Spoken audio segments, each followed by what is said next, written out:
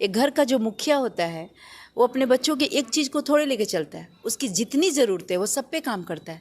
तो मैं अपने काराकाट की जनता के लिए जो जो होगा उनके लाइफ में अपलिफ्टमेंट लाने के लिए वो सब कुछ करूँगी कि चुनाव से पहले योग्य प्रतिनिधि चुनने पर थोड़ा एक्सरसाइज कर ले, थोड़ा सोच ले, समझ ले कि ये कहीं कैसा रहेगा, ये सिंबल लेके आया है ये सही है, ये हमारी जाति लेकर आया है तो ये सही है, या योग्य ये है, इसके दिल में भाव है और ये हमारे लिए कुछ कर गुजरने को आया है।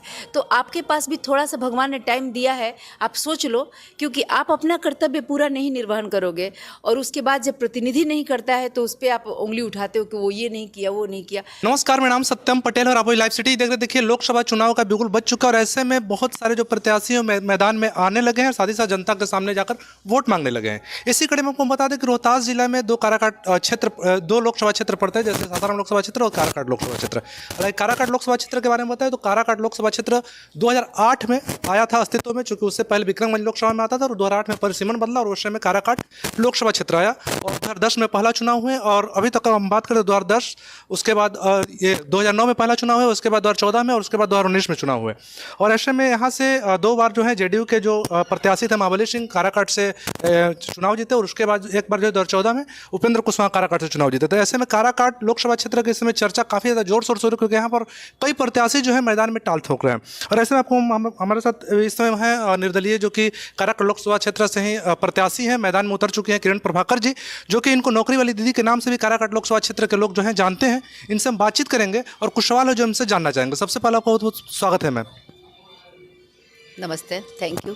मेरा पहला सवाल, सीधा सवाल आपसे रहेगा कि आपने काराकाट को ही क्यों चुना? क्योंकि आपके पास बहुत सारे विकल्प थे, बहुत सारे ऑप्शन थे, बिहार में 40 लोकसभा सीटें थी, फिर भी आपने काराकाट ही क्यों? क्योंकि मैं काराकाट में जन्मी हूँ, काराकाट में पली बढ़ी हूँ, काराकाट मेरा घर है, विशुद्ध काराकाटी हूँ, तो पहले घर देखूंगी ना।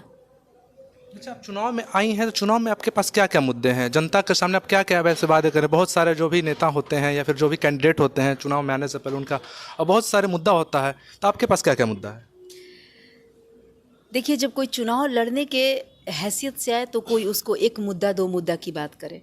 मैं तो अपने घर को संवारने आई हूँ, इसको समृद्ध करने, इसको उन चीज़ों से हटाने आई हूँ जिसके प्रकोप में ये रहा है इतने सालों तक, जो चीज़ झेला है।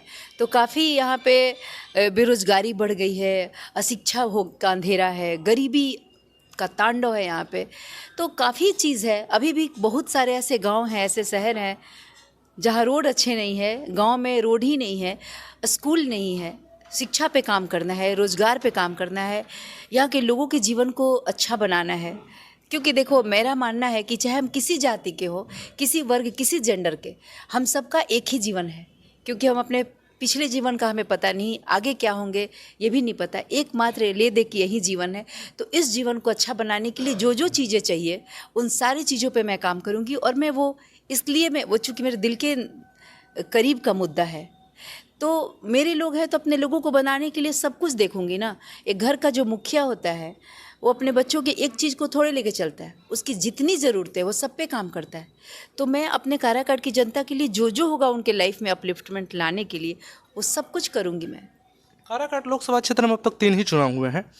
तीनों बार देखा जाए तो यहाँ पर पुरुष वर्ग ही चुनाव जीते हैं। अभी तक काराकाट में महिला कैंडिडेट चुनाव नहीं जीते हैं। हालांकि कई बार चुनाव लड़ते हैं लोग, नहीं जीत पाते, लेकिन आप महिला हैं, काराकाट से लड़ रही हैं, तो अगर आप चुनाव जीत जाते हैं तो महिलाओं के लिए आपके पास क्या रोड मैप है?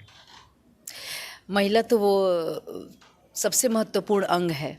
अभी हमने बताया ना कि हम 2 हाथ की तरह हैं, वैसी जैसे स्त्री पुरुष वही चीज़ है, जैसे गाड़ी के 2 पहिए हैं, जो हमारे दाएं बाएं 2 हाथ हैं, तो उनका महत्व आप समझ सकते हैं। और हमारे मैं एक बार फिर से इस बात को रिपीट करती हूँ कि हमारे समाज में पुरुष वाला जो चक्का है ना, उस पहिया को 100 का स्पीड पकड़ा दिया गया, और जो महिला का पहिया है वो 20-30 पे चल रहा है। नतीजतन हम कभी डेस्टिनेशन तक नहीं पहुंच पाएंगे। और जो एक्सीडेंट हो गया, हमारी गाड़ी चाटी में गई है, तो हम इस चक्का को भी स्पीड देना चाहेंगे। जो चक्का 20 पे चल रहा है इसको भी बराबरी में 100 पे ले जाएंगे। अच्छा, काराकाट लोकसभा क्षेत्र में हम लोग कवरेज कर रहे थे, उस दौरान पता चला कि लोग आपको आपके नाम से कम और आपको नौकरी वाली दीदी के नाम से ज़्यादा जानते हैं। तो ये नाम से आपको क्यों वहाँ पे जानते हैं? क्या इसके पीछे की वजह क्या है? क्योंकि देखिए, जैसे आप समझ सकते हैं कि बेरोजगारी किस तरह से हावी है पूरे बिहार पर, पूरे देश का मुद्दा है, लेकिन बिहार में तो हमारे क्षेत्र में बहुत लड़के अच्छी शिक्षा के अभाव में बेरोजगारों की संख्या भी बहुत बढ़ी थी। तो हम सारा कुछ तो नहीं कर सकते अपने बुत्ते, लेकिन हमें लगा कि जितना हम कर सकते हैं, क्योंकि मेरा पिछला रिकॉर्ड कॉरपोरेट जगत से है, तो काफ़ी कॉरपोरेट के लोगों ने आगे बढ़ कर के हमें बोला कि हम आपके किस काम आ सकते हैं। तो मैंने बोला कि हमारे क्षेत्र में हमारे छोटे भाई जो आज बेरोज़गारी का तकलीफ़ उठा रहे हैं, अगर आप उनके लिए कुछ कर सकते हैं तो करिए। तो वो कंपनियां आई थी यहाँ पे और हमने बच्चों को रोज़गार दिया और इस बात का ऐलान किया कि अब हम ज़िंदगी भर जब तक हम रहेंगे, और वो उन कंपनियों ने भी मेरे से वादा किया कि वो हमारे काराकाट के लड़कों के लिए रोज़गार हमेशा देते रहेंगे। तो जो भी है अपने बुत्ते, अगर मैं कुछ मेरा सामर्थ्य अगर नहीं भी बढ़ता है तो जो कुछ मैं हूँ अपने बुत्ते कम से कम 1000 लड़कों का रोज़गार मैं हर साल दिलाती रहूँगी। और मैंने जो अभी 700 लड़कों को दिलाया उसकी वजह से हमारे छोटे भाई प्यार से मुझे नौकरी वाली दीदी कहते हैं। अच्छा, एक और सवाल कि आपके अगेंस्ट में देखा जाए तो एनडीए के प्रत्याशी जो हो रहे हैं उपेंद्र कुशवाहा, पूर्व में केंद्रीय मंत्री भी रह चुके हैं, इस बार भी चुनाव काराकाट से लड़ रहे हैं, तो उनको आप कितना चैलेंजिंग मानती हैं इस लोकसभा चुनाव में?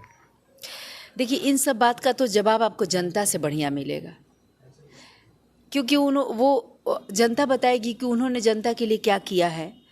क्योंकि हमने हमेशा विश्वास किया और हमेशा विश्वास करके उनको जिताया, लेकिन होता है ना कि हर चीज़ का एक हद होता है, हद, अब वो सीमा पार कर जाना, तो पानी जब सर से ऊपर जाने लगे तो वो स्थिति शायद जनता की हो गई है, तो जनता बताएगी। अच्छा, एक और सवाल, क्या अभी निर्दलीय काराकाट से चुनाव लड़ रही हैं और अभी हाल ही में भोजपुरी के सुपरस्टार कहे जाते हैं पवन सिंह, उन्होंने भी ऐलान कर दिया है कि काराकाट लोकसभा क्षेत्र से निर्दलीय ही लड़ेंगे। काफ़ी ज़्यादा कयास लगाए जा रहे थे कि आरा से लड़ेंगे, बीजेपी से लड़ेंगे, यहाँ से लड़ेंगे, वहाँ से लड़ेंगे। फाइनली उनका भी काराकाट से ही डिसाइड हुआ है और वो भी यहाँ से चुनाव में इंडिपेंडेंट रूप से ताल ठोक रहे हैं, तो उनको आप कितना चैलेंजिंग मानती हैं?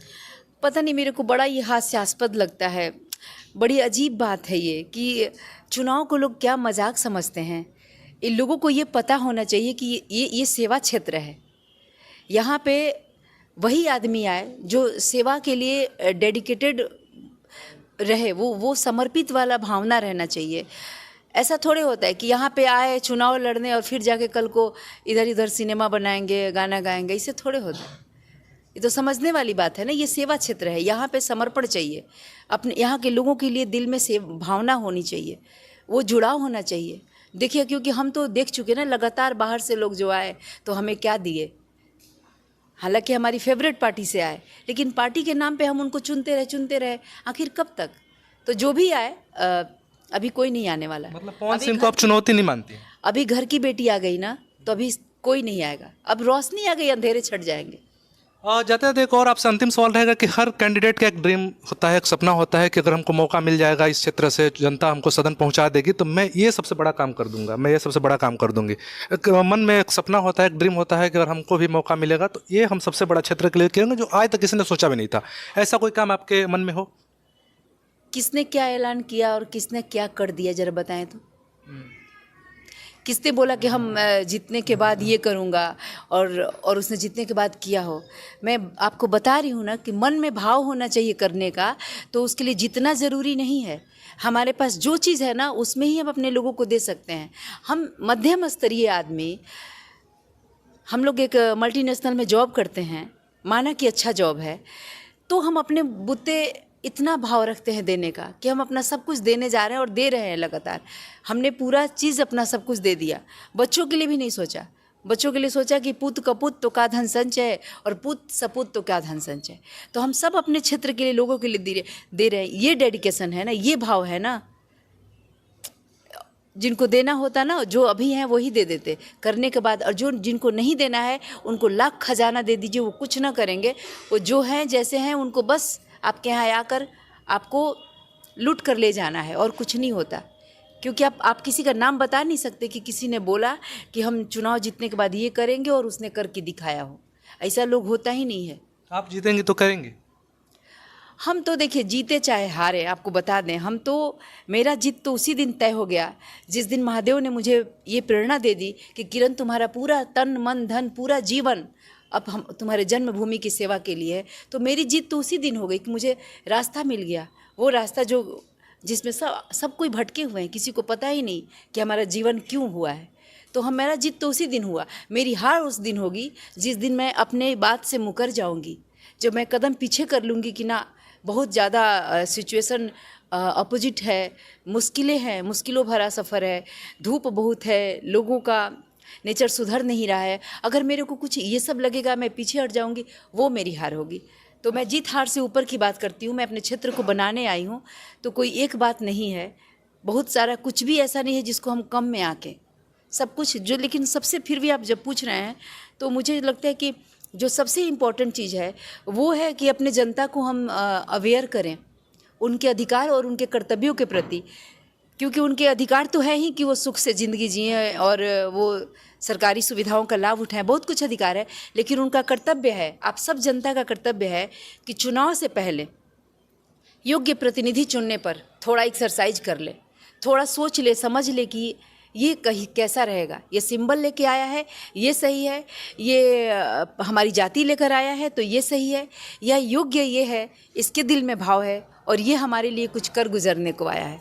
तो आपके पास भी थोड़ा सा भगवान ने टाइम दिया है, आप सोच लो, क्योंकि आप अपना कर्तव्य पूरा नहीं निर्वहन करोगे और उसके बाद जब प्रतिनिधि नहीं करता है तो उस पर आप उंगली उठाते हो कि वो ये नहीं किया, वो नहीं किया। तो प्रतिनिधि को तो आप ही ने चुना है ना, तो पहले अपना कर्तव्य निर्वहन कर ले, उसके बाद फिर हम उस पर बोलेंगे। तो हमें लगता है कि लोगों को अवेयर करना ज़रूरी है। और उसके बाद जो सेकेंड चीज़ है वो एजुकेशन। मुझे लगता है कि एजुकेशन वो चीज़ है कि जैसे हमें ज़िंदगी जीने के लिए आंखें ज़रूरी है देखने के लिए, वैसे ही हमें अच्छे से जीने के लिए ना शिक्षा ज़रूरी है। शिक्षा हमारे जीवन में नए नए अवसर के दरवाजे खोलती है, तो एजुकेशन बहुत इम्पॉर्टेंट है। एक और अंतिम सवाल रहेगा, और ये सवाल इसलिए हम पूछ रहे हैं क्योंकि क्षेत्र के लोगों के ये सवाल है। एक आम तौर पर यहाँ के रोहतास जिले में मैं पहले बताया कि 2 लोकसभा क्षेत्र पड़ते हैं, सासाराम और काराकाट। यहाँ के लोगों की एक समस्या बनी रहती है कि जो भी कैंडिडेट जीत के जाते हैं, MP बन जाते हैं, वो कॉल रिसीव नहीं करते हैं। कभी भी कॉल किया जाए किसी परेशानी, क्योंकि जनता तो ऐसे कॉल करेगी नहीं, कोई परेशानी में अगर कॉल करती है तो जो MP लोग होते हैं कॉल रिसीव नहीं करते। क्या आप चुनाव अगर जीत जाएंगे तो यहाँ के लोगों के, क्षेत्र के लोगों के, काराकाट के लोगों की कॉल रिसीव करेंगे या नहीं करेंगे? फिर वो सेवा किस बात का हुआ भाई? वो सेवा ही क्या हुआ कि लोगों को ही भुला दिए, कॉल ही नहीं रिसीव किए, उनको देखे समझे नहीं, तो फिर सेवा किस बात का हुआ? ये तो समझने वाली बात है ना। तो देखिए, अभी आप सुन रहे थे काराकाट लोकसभा क्षेत्र से निर्दलीय की जो प्रत्याशी हैं किरण प्रभाकर जी से, तो सभी चीज़ों के बारे में बताया। साथ ही साथ इन्होंने बताया कि अगर ये चुनाव जीत जाती हैं तो यहाँ के लोगों के लिए, खासकर काराकाट के लोगों के लिए रोजगार देंगी, नौकरियाँ देंगी। इसके साथ साथ इनके पास बहुत सारे ऐसे रोड मैप है, महिलाओं के लिए भी इनके पास बहुत सारे ऐसे कार्य हैं जो ये करेंगे। इस खबर पर लगातार हम बने हुए ऐसी खबरों को लाइव का बहुत बहुत धन्यवाद।